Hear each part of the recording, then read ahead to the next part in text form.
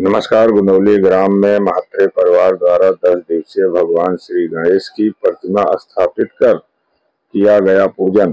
आपको बता दें, भिवंडी तालुका में गुंदौली में कृषि उत्पन्न बाजार समिति के सचिव Yashwant Anand Mhatre, Rotary club of Bhiwandi Gramin के सम्माननीय सचिव व उप सरपंच प्रमोद महात्रे, टीडीसी बैंक के प्रबंधक प्रभाकर आनंद महात्रे और महात्रे परिवार ने गणपति बप्पा की 10 दिवसीय पूजा और आराधना की।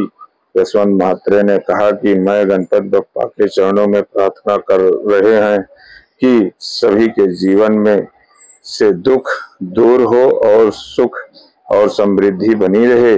भिवंडी शहर और ग्रामीण इलाके में गणपति बप्पा के आगमन के साथ उन्होंने सभी देशवासियों को गणपति बप्पा की शुभकामनाएं दी और सुख और समृद्धि की प्रार्थना की। साथ ही भक्त बड़ी श्रद्धा से बप्पा के दर्शन के लिए आ रहे हैं। भक्तों लोग बड़े आनंद के साथ गणपति बप्पा की सेवा करते दिखाई दे रहे हैं। इस समय विभिन्न राजनीतिक पदाधिकारी, मित्र, रिश्तेदार उपस्थित थे और बड़ी श्रद्धा के साथ दर्शन का लाभ उठाया।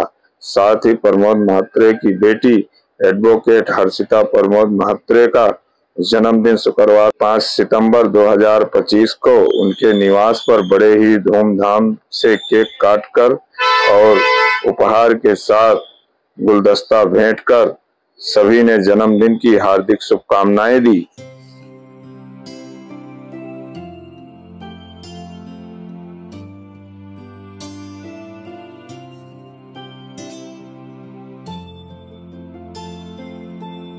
गणपती बाप्पा मोरया। सर्व हिंदू भक्तांना, भाविकांना गणेशोत्सवाच्या खूप खूप शुभेच्छा। आमच्या आगरी कोल्ह्यामध्ये गणपती बाप्पा हा खूप लोकप्रिय आणि सध्याचा गणपती आमचा देवता आहे आणि गणेशोत्सव आम्ही मोठ्या भक्तिभावाने आनंदाने दरवर्षी साजरा करत असतो। आमचे वडील स्वर्गीय परमपूज्य स्वर्गीय अनंतराव म्हात्रे यांनी 50 वर्षापूर्वी आमच्या घरी गणपती उत्सव चालू केला आणि आजपर्यंत आम्ही मोठ्या आनंदात उत्सवात आम्ही गणेशोत्सव आमच्या घरी साजरा करत असतो। आमच्या गावामध्ये 60-70% लोकांच्या घरी गणेशोत्सव साजरा होत असतो। कोणी 1.5 दिवस, कोणी 5 दिवस, कोणी अनंत चतुर्दशी दिवशी गणपतीचे विसर्जन करीत असतो। खरोखर म्हणजे जेव्हा गणपती बाप्पा आमच्या घरी येत असतो तेव्हा आम्ही सर्वजण मोठ्या आतुरतेने वाट बघत असतो।